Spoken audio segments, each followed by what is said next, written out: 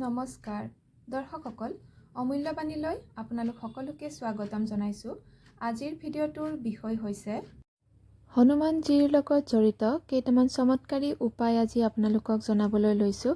আপোনালোকৰ বিভিন্ন সমস্যা দূৰ কৰিব পাৰিব, মনৰ ইচ্ছাও পূৰণ কৰিব পাৰিব। প্ৰথমে যিকোনো মনৰ ইচ্ছা পূৰণ কৰিবৰ বাবে যিটো ইচ্ছা সৎ আৰু উচিত হয় তেনেকুৱা ইচ্ছাহে ল'ব সদায়। আৰু ইচ্ছা পূৰণ কৰিবৰ বাবে এগছি চাকি জ্বলাব মিঠাতেলৰ আৰু তাতে দুটা অক্ষত নভঙা ফুল থকা লং দি দিব হনুমান বাবালৈ। আৰু এতিয়া আপুনি সংকল্প কৰিব যে হনুমান চালিচা আপুনি 7 বাৰ পঢ়িব বুলি। এদিনতে সম্পূৰ্ণ কৰিব আৰু 7 বাৰ কমপ্লিট নোহোৱালৈকে আপুনি আসনৰ পৰা নুঠিব।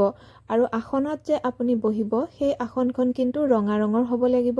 আৰু এবাৰ বহি যেতিয়া আপুনি হনুমান চালিচা পঢ়া আৰম্ভ কৰিব 7 বাৰ কমপ্লিট নোহোৱালৈকে আপুনি নুঠিব।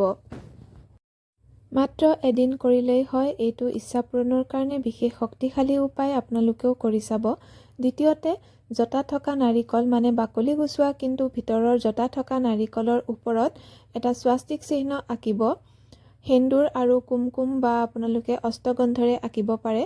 অঁকাৰ পিছত হনুমান বাবাৰ কিন্তু মন্দিৰত গৈ আপুনি আগবঢ়াই আহিব আপোনাৰ মনৰ ইচ্ছাটো কৈ। আৰু এইদৰে যদি আপুনি 4টা মঙলবাৰে কৰে তেনেহ'লে মনৰ ইচ্ছা পূৰণ কৰে হনুমান বাবাই। তৃতীয়তে হনুমান বাবাক যদি 4টা মঙলবাৰে মিঠা পাণ আগবঢ়ায় ইচ্ছাটো কৈ মনৰ, তেতিয়াহ'লেও মনৰ আশা পূৰণ কৰে। চতুৰ্থতে চামেলি তেল জেচমিন অইলৰ লগত যদি সেন্দুৰ মিহলাই কমলা ৰঙৰ আৰু হনুমান বাবাৰ ভৰিত আপোনালোকে লগাই আহে মন্দিৰত গৈ, তেনেহ'লে মনৰ ইচ্ছা শীঘ্ৰেই পূৰণ হয়। 4টা মঙলবাৰে এনেকৈ কৰিব লাগে আৰু মনৰ ইচ্ছাটো প্ৰথমে কৈ ল'ব আৰু মন্দিৰতহে কৰিব এই উপায়টো।